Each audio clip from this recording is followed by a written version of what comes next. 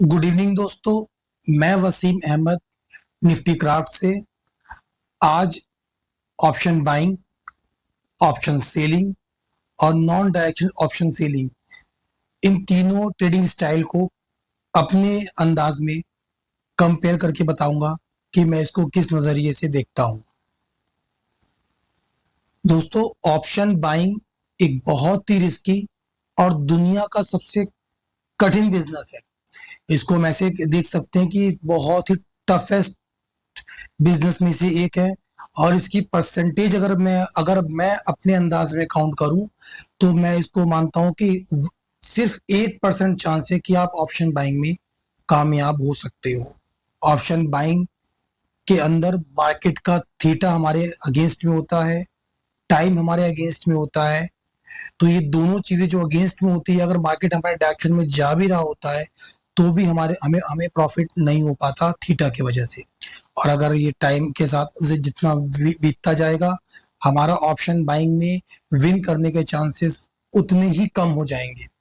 तो option buying एक बहुत ही टफेस्ट बिजनेस है, बहुत ही टफेस्ट ट्रेडिंग है इसके अंदर कंपेयर टू ऑप्शन सेलिंग और कंपेयर टू नॉन डायरेक्शनल के। और दूसरा है ऑप्शन सेलिंग। ऑप्शन सेलिंग में सबसे पहले आप उसकी चांसेस की बात करता हूँ। ऑप्शन सेलिंग 50-50% चांस है कि आप इसमें विन कर सकते हैं और 50% चांस है कि आप इसमें लूज कर सकते हैं, क्योंकि इसके अंदर आप थीटा आपके अगेंस्ट में नहीं है।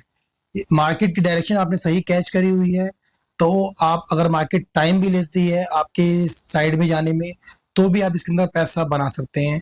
इसके अंदर 50-50% ही होता है, क्योंकि वन साइड मार्केट को या तो ऊपर जाना है या तो फिर नीचे ही जाना है। आप दोनों में से कोई एक ही पोजीशन को लेंगे। तो ये ऑप्शन सेलिंग ऑप्शन बाइंग से बहुत बेटर है, क्योंकि ऑप्शन बाइंग सिर्फ 1% पर विन करता है और ऑप्शन सेलिंग 50% पर विन कर रहा है। और तीसरा ट्रेडिंग स्टाइल है नॉन डायरेक्शनल ऑप्शन सेलिंग। अब आप बताएं, आप इसके अंदर एक प्रश्न खड़ा होता है कि नॉन डायरेक्शनल ऑप्शन बाइंग भी हो सकता है। नहीं, ये option buying, non directional option buying के अंदर ही फिट बैठता है। इसीलिए एक तीसरा स्टाइल ही सिर्फ काउंट किया जाता है कि नॉन डायरेक्शनल ऑप्शन सेलिंग। इसके अंदर सबसे इजी है कि आपको मार्केट के डायरेक्शन को पकड़ना ही नहीं है, मार्केट किस साइड जा रहा है। मार्केट ऊपर जा रहा है तो भी आप विन करने वाले हो, मार्केट नीचे जा रहा है तो भी आप विन करने वाले हो, और मार्केट किसी साइड नहीं जा रहा तो भी आप विन करने वाले हो, क्योंकि इस केस में थीटा आपके साथ है। बशर्ते मार्केट ऊपर जल्दी ना जाए, बशर्ते मार्केट जल्दी नीचे ना आए। टाइम बिताए मार्केट, और टाइम बिताने के साथ साथ वो ऊपर जाए और टाइम बिताने के साथ साथ वो नीचे आए, तो इसके अंदर आपको लूज नहीं करेंगे।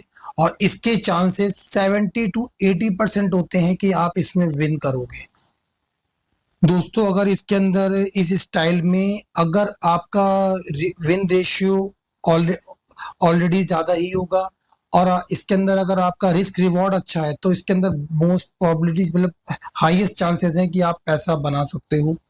तो सबसे बेस्ट मुझे सभी को नॉन डायरेक्शनल ऑप्शन सेलिंग ही लगता है, और जितने स्मार्ट मनी है, जितने बिग प्लेयर हैं, वो नॉन डायरेक्शनल ऑप्शन सेलिंग ही करते हैं, ना कि वो डायरेक्शनल सेलिंग करते हैं। तो एक मिथ आप ये जान लीजिए जो मार्केट में फैला हुआ है कि ऑप्शन सेलिंग में पैसा है, ऐसा नहीं है। सिर्फ नॉन डायरेक्शनल ऑप्शन सेलिंग के अंदर ही स्मार्ट मनी ही पैसा बना रहे हैं। बाकी ऐसा मैं ये नहीं कहता कि आप ऑप्शन सेलिंग में पैसा नहीं बना सकते या ऑप्शन बाइंग में आप पैसा नहीं बना सकते।